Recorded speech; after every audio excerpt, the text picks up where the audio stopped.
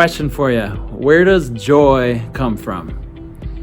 Where does joy come from? Does it come from money? Like if I could get $1 million or at least 500,000 in my lifetime, or does it come from family?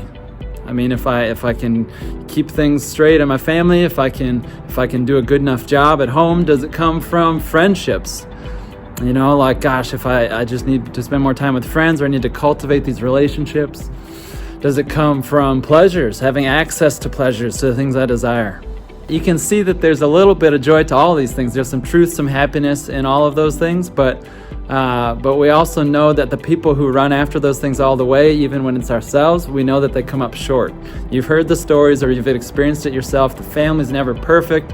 Friendships, there's ups and downs. Sometimes they're not as exciting or as amazing as we want. Money can't buy happiness. They all, there's a tension there. We hope it will, but it doesn't. And certainly when it comes to the pleasures and desires of our hearts, sometimes they straight up lead us into evil. Other times they just lead us wrong. So there needs to be something deeper. And I could just say Jesus. Joy comes from Jesus, and amen. But there's something that's worth talking about, which is it's a word called obedience.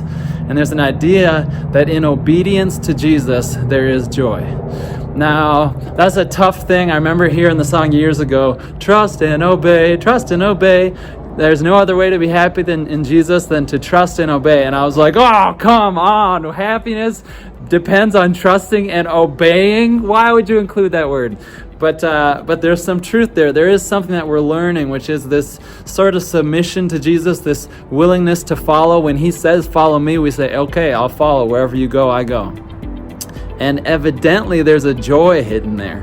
And not only is the joy the outcome, but evidently the joy is part of what makes it possible in the first place. So I'm betting a lot of you watching have tasted this before. I'm going to preach on it tonight. I'm excited to preach on it.